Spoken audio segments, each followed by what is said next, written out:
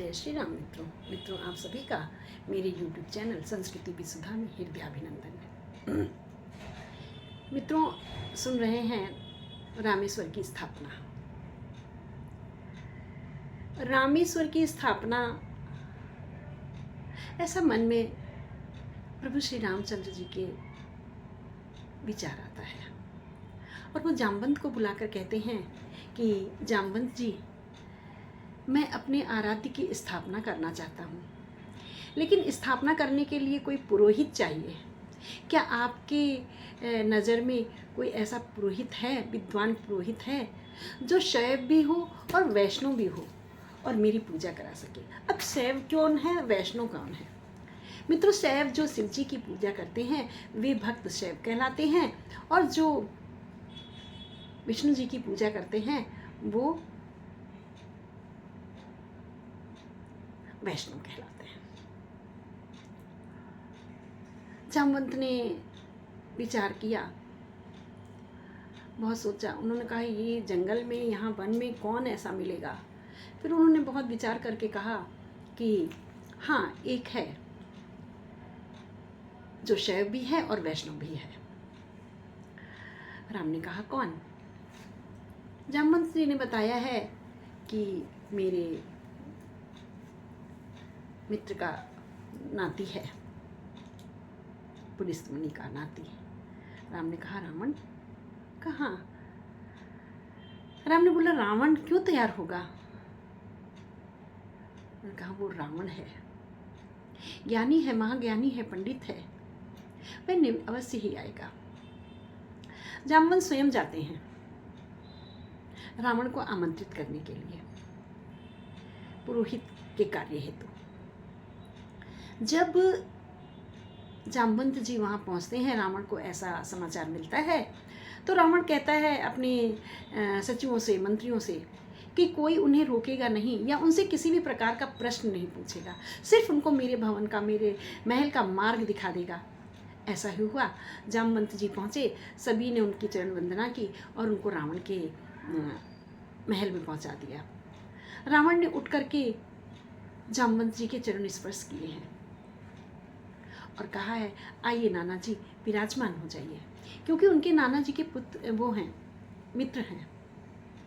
जामवंत ने देखा सारे ग्रह उसके पैरों के नीचे बंधे पड़े हैं। शनिदेव पर तो पैर रखकर बैठा हुआ है रावण। कोई दशा, कोई ग्रह उसके सामने मुंह नहीं उठा सकता है।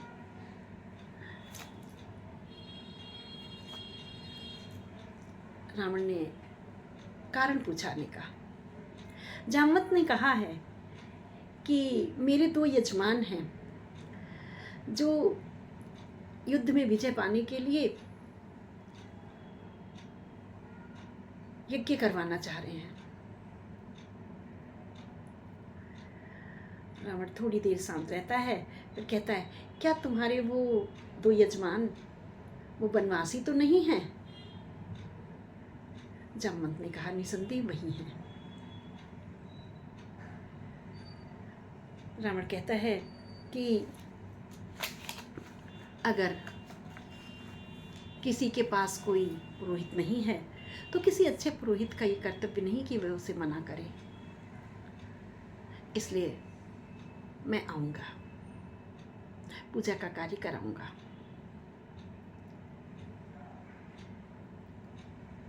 जामवंत ने कहा कि पूजा की सामग्री? रावण ने कहा कि ये पूर्व विदित है कि यदि कोई वनवासी है तो उसके पास पूजा की सामग्री नहीं होगी, और ऐसी स्थिति में आचार्य का ये कर्तव्य होता है कि वह पूजा की सब सामग्री लेकर के जाए। जामवंत ने कहा आचार्य, समय क्या होगा? अब आचार्य कह दिया है, क्योंकि आचार्य बन गया है, अभी तक नहीं था। जब हाँ कह दी है तो आचार्य बन गया है। तो उसने बोला कि नवग्रहों को बुलाया, आपस में बिठाया और कहा बताओ निकाल करके शुभ समय। तो सुबह 5:30 बजे का मुहूर्त निकलता है, जिस समय वो पैदा हुआ था उस समय का मुहूर्त निकालता है और कहता है सुबह 5:30 बजे का मुहूर्त है और मैं बोल देना अपने यजमान को कि 5 बजे मैं 5 बजे आ जाऊंगा और वो नहा धोकर तैयार हो जाएंगे। जामवंत ने आशीर्वाद दिया उन्हें, रावण ने पैर छुए हैं और जामवंत आ गए हैं। जामवंत के जाते ही रावण मेघनाथ को बुलाता है। मेघनाथ अपने कक्ष में सो रहा होता है। मेघनाथ को बुलाता है और कहता है, इंद्रजीत जाओ अशोक वाटिका में जाओ और सीता को बोलना कि वह तैयार हो जाएगी। कल उसके पति ने एक रामेश्वर की स्थापना का अनुष्ठान रखा है जिसमें उसको जाना है। इतना कहकर इंद्रजीत को अशोक वाटिका में भेजता है, लेकिन साथ में थोड़ी देर पश्चात वह भी जाता है और जाकर कहता है, सीते तुम्हारे पति ने युद्ध विजय का अनुष्ठान रखा है, तुम्हें उसमें शामिल होना है, क्योंकि कोई भी पूजा पत्नी के बिना पूरी नहीं होती है, इसलिए तुम्हारी वहाँ उपस्थिति अनिवार्य है। तुम सुबह नहा धोकर नवीन वस्त्र धारण कर लेना और इंद्रजीत के साथ रथ में बैठकर आ जाना। हाँ, एक बात का ध्यान रहे कि ये तुम्हारी मुक्ति सिर्फ पूजा के समय तक ही है। पूजा करवा कर पुनः रथ में बैठकर इंद्रजीत के साथ अशोक वाटिका में आ जाना। सीता जी ने मस्तक खिला दिया सहमति में। अगले दिन सुबह हुआ, रावण धोती पहने, कुर्ता पहने, प्रकांड विद्वान समुद्र के किनारे पहुंच जाता है। प्रभु श्री रामचंद्र जी, लखनलाल ने दोनों ने बढ़ करके पुरोहित के आचार्य के पैर छुए हैं। आचार्य ने आशीर्वाद दिया है। पूजा की तैयारी सामग्री निकाली है, पूजा की तैयारी की है और पूजा की तैयारी करके राम से कहा है कि आज क्या आप विवाहित हैं? राम ने कहा, हाँ विवाहित हूँ, बुलाइए अपनी पत्नी को। राम ने कहा, आचार्य मेरी पत्नी नहीं है मेरे साथ। रावण ने इंद्रजीत को आवाज दी है, इंद्रजीत सीता को यहाँ लेकर आओ। इंद्रजीत सीता को लेकर आता है।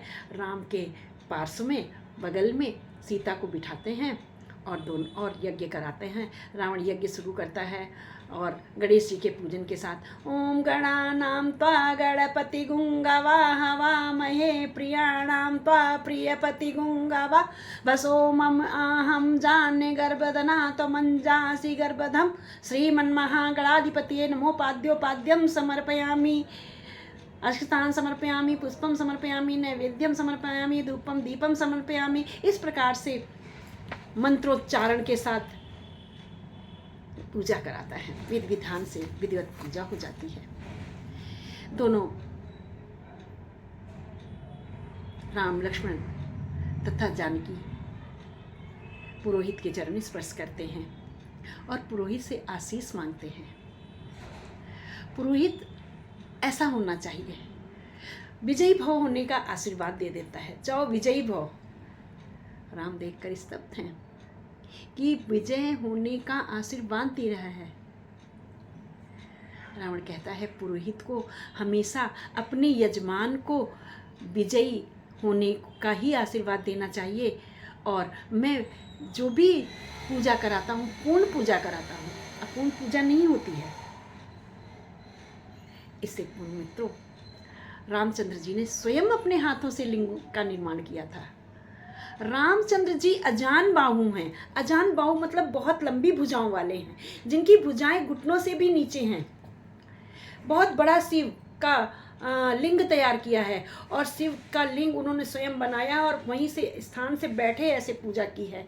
शिवलिंग पर, इतने ऊंचे शिवलिंग पर उन्होंने स्वयं सारी चीज़ें चढ़ाई हैं। राणा कुंभा भी अजान बाहु था।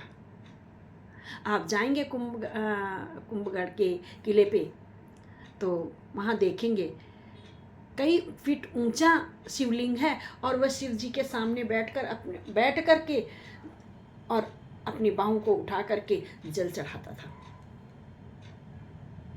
मित्रों, तो ये ऐसे लोगों को अजान बाहु कहते हैं।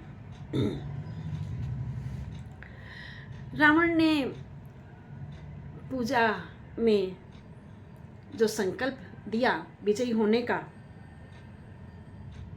तो सभी आश्चर्यचकित रह गए। कहते हैं पुरातन काल में हमारे घर में दादी वगैरह गीत गाती थी,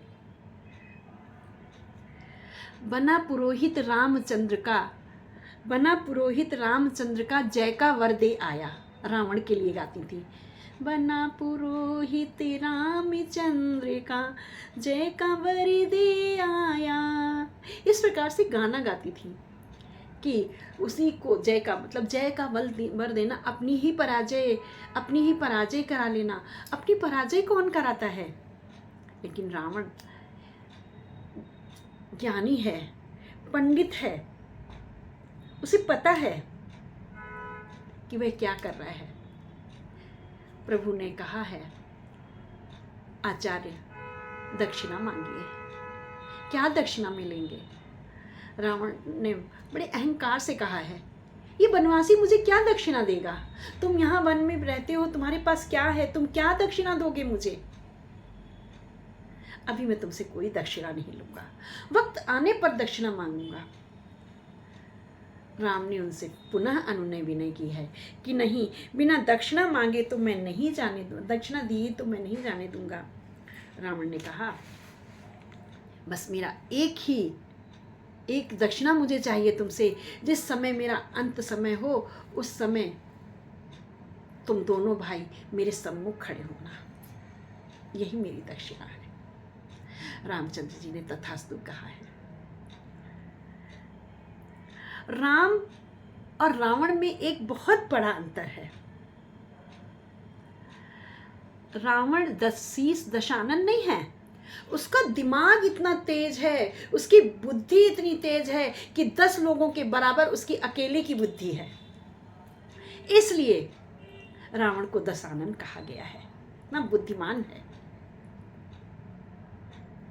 इसलिए रावण को दशानन कहा गया है। राम इच्छाओं से मुक्त हैं, लेकिन रावण के पास अनंत इच्छाएं हैं। त्रिलोक विजेता है, उसके पास सुंदर पंचकन्याओं में गिनती जिसकी की जाती है, अत्यंत सुंदरी स्त्री मंदोदरी है, लेकिन उसकी जो इच्छा पूर्ति नहीं है। जो वह दूसरे की स्त्री जो वल्कल वस्त्र धारण किए हुए माँ जानकी हैं, उनको उठा कर ले आता है। लेकिन राम जो हैं, रावण मनुष्यों पर राज करता है और राम मनुष्यता पर राज करते हैं। यही तो अंतर है राम और रावण में। राम को जो प्राप्त है वो पर्याप्त है, लेकिन रावण को जो प्राप्त है वो पर्याप्त नहीं है। यही अंतर है मेरे प्रभु और रावण में। तो मित्रों, इस तरह से रावण ने राम का पुरोहित बनकर, राम का आचार्य बनकर राम को विजय का वरदान दिया है। धन्य है राम और रावण दोनों, एक अपनी विद्वता के लिए और एक अपनी उदारता के लिए। मित्रों, अगर ये कहानी अच्छी लगी हुई है तो मेरे चैनल को लाइक एंड शेयर अवश्य करें, ऐसा मेरे आपसे अनुरोध है। और कमेंट बॉक्स में ये लिखकर ज़रूर बताएं कि कैसा लगा। बोलो राजा रामचंद्र की जय, प्रकांड विद्वान रावण की जय। जय जय श्री राम।